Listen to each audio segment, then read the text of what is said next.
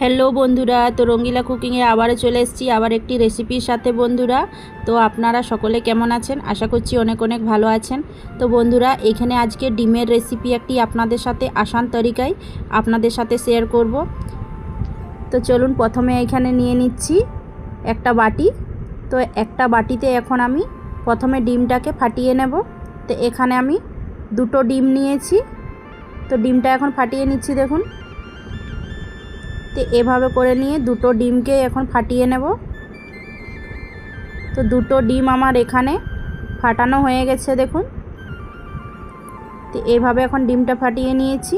এখন এর মধ্যে দিয়ে দিচ্ছি একটা মিডিয়াম সাইজের কাঁচা লঙ্কা কুচি আর একটা বড় সাইজের পেঁয়াজ কুচি, একদম ছোট ছোট টুকরো করে কেটে নিয়েছি।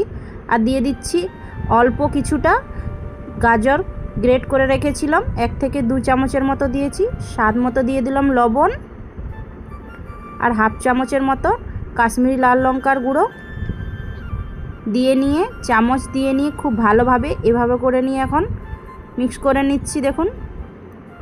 তো খুব সুন্দর করে কিন্তু ফাটিয়ে নিতে হবে এভাবে। তো এখন আমি ফাটিয়ে নিয়েছি, দেখুন, এভাবে।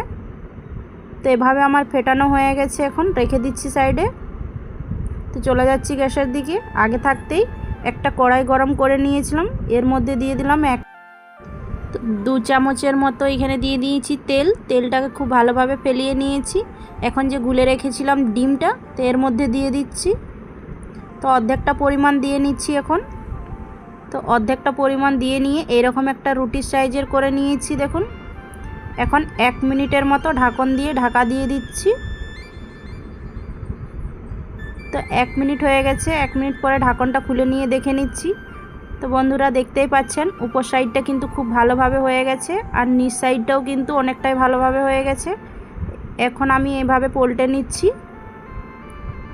তো আজকে যে ডিমের রেসিপি আপনাদের সাথে শেয়ার করব বন্ধুরা, এটা কিন্তু অনেকটাই সহজ, আর সহজ পদ্ধতিতে কিন্তু তৈরিও করে নিতে পারবেন। আর বাড়িতে যদি কোনো শাক সবজি না থাকে, কেউ অতিথি এসে থাকে, বাড়িতে যদি দুটো ডিম থাকে, এটাতেই কিন্তু আপনি সুন্দর একটি রেসিপি তৈরি করে তাদেরকে দিতে পারবেন। তো এখন খুব সুন্দরভাবে উল্টে পাল্টে ভেজে নিয়েছি, আর এভাবে করে নিয়ে এখন পিস করে কেটে নিয়েছি, দেখুন। একটা প্লেটের মধ্যে তুলে রেখে নিচ্ছি, আর সেম ওইভাবে করে নিয়ে আবারও একটা তৈরি করে নিচ্ছি। কড়াইয়ের মধ্যে তেল নিয়ে নিয়েছি, আর বাকিটা যেটা আছে সেটাও কড়াইয়ের মধ্যে এখন দিয়ে দিচ্ছি, দেখুন। তো সেমভাবেই কিন্তু ডিমটাকে আমি ওইভাবেই ভেজে নিচ্ছি, দেখুন। একটু রুটির মতন করে নিয়ে ফেলিয়ে নিলাম। আবারও 1 মিনিটের মতো ঢাকন দিয়ে ঢাকা দিয়ে দিচ্ছি। তো 1 মিনিট পরে আবার ঢাকনটা খুলে নিয়ে দেখে নিচ্ছি। তো দেখুন, এক সাইডটা কিন্তু অনেকটাই ভালোভাবে হয়ে গেছে। তো আবারও সেম ওইভাবে করে নিয়ে এখন পলটে নেব। তো 3 ভাগে আমি ভাগ করে নিয়ে এখন পলটে নিয়েছি, দেখুন, এভাবে করে নিয়ে। আর বন্ধুরা, এই পদ্ধতিতে যদি আপনারা ডিমের রেসিপি আপনারা তৈরি করেন, অনেকটাই ভালো লাগে খেতে। আর এই ডিমের রেসিপিটি কিন্তু অনেকটাই সুন্দর হয়, আর ঝটপট কিন্তু তৈরি হয়ে যায়। তো আবারও আমি মাঝখানটায় এভাবে করে নিয়ে এখন পিস করে নিচ্ছি। তো আমি 4 ভাগে ভাগ করে নিয়েছি। দু সাইডটাই কিন্তু উল্টে পাল্টে খুব সুন্দর একটা লালচে কালার করে ভেজে নিচ্ছি, দেখুন, এইভাবে করে নিয়ে। তো এখানে কিন্তু আমার খুব ভালোভাবে ভাজানো হয়ে গেছে। তো চেপে চেপে ভেজে নিচ্ছি। তো এতটা সুন্দর লাগে এগুলো। তো আপনারা চাইলে কিন্তু এটা এমনিও খেতে পারেন, কিন্তু আজকে এটা আমি রেসিপি তৈরি করে নেব। তো একটা প্লেটের মধ্যে তুলে নিচ্ছি, দেখুন। তো দুটো ডিমকে আমি খুব ভালোভাবে ভেজে নিয়েছি। তো এটা এখন সাইডে রেখে নিচ্ছি।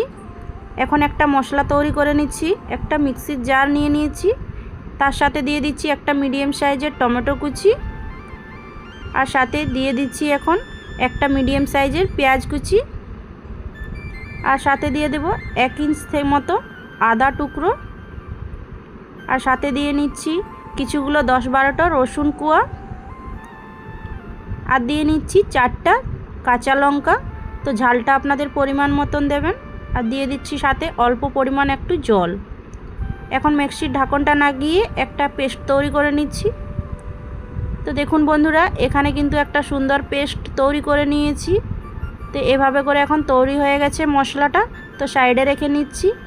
তো আবারও আমি একটা বাটির মধ্যে নিয়ে নিয়েছি 2 থেকে 3 চামচের মতো টক দই।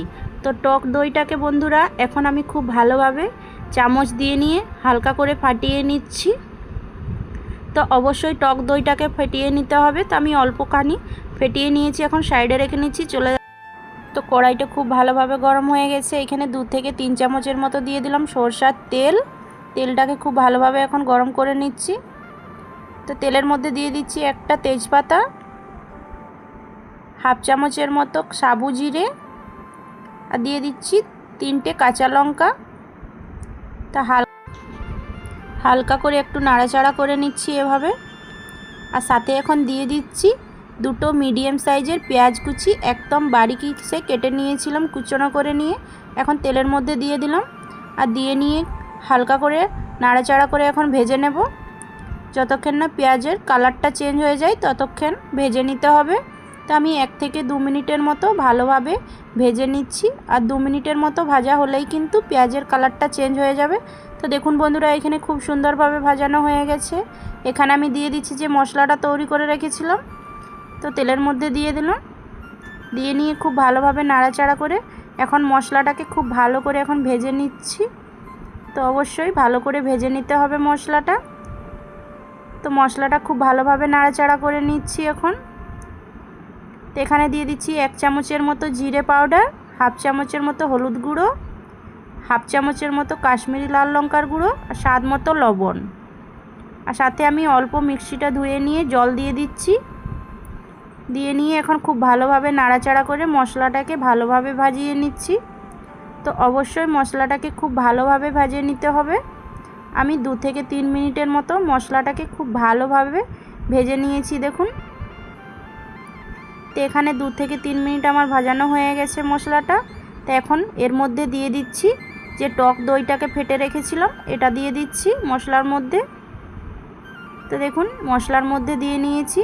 এখন বাটিটা ধুয়ে নিয়ে অল্প পরিমাণে একটু জল দিয়ে দিচ্ছি। দিয়ে নিয়ে খুব ভালোভাবে এখন নাড়াচাড়া করে নিতে হবে।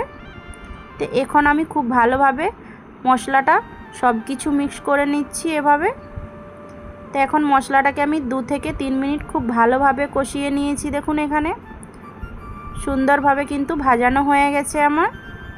আর এইভাবে করে নিয়েই আবারও 1 মিনিটের মতো আমি খুব ভালো করে নাড়াচাড়া করে নিচ্ছি।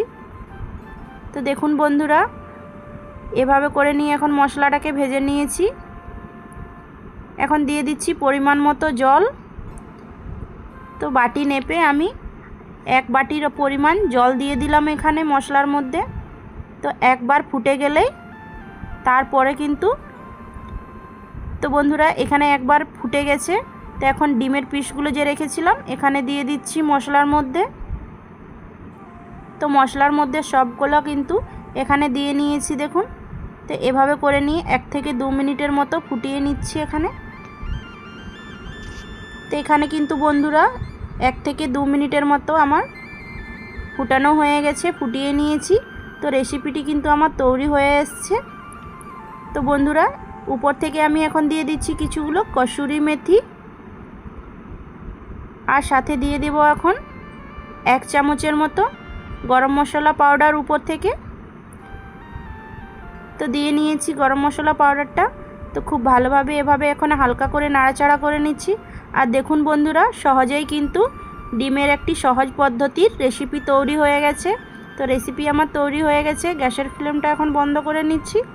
আর চলুন বন্ধুরা আর আপনাদের সাথে সার্ভ করে নিয়ে দেখাচ্ছি। তো দেখুন কতটা লোভনীয় হয়েছে দেখতে, আর একদম ঝটপট তৈরি হয়ে যায় এই রেসিপি। তো একটা প্লেটের মধ্যে সার্ভ করে নিচ্ছি। তো বন্ধুরা প্লেটের মধ্যে এখন সার্ভ করে নিয়েছি। দেখুন কতটা লোভনীয় হয়েছে। এই রকম ডিমের কারি অবশ্যই বাড়িতে ঝট করে তৈরি করে নিতে পারবেন। আর এই পদ্ধতিতে অবশ্যই একবার হলেও তৈরি করে নিয়ে দেখুন, অনেকটাই ভালো লাগে। আর বন্ধুরা আজকের এই রকম সহজ পদ্ধতিতে ডিমের কারি আপনাদেরকে কেমন লেগেছে অবশ্যই লাইক শেয়ার কমেন্ট করে নিয়ে জানাবেন। আর এই পদ্ধতিতে অবশ্যই বাড়ির লোকেদের খাওয়াবেন। তো পরবর্তীকালে আবার একটি রেসিপির সাথে দেখা হবে। টাটা।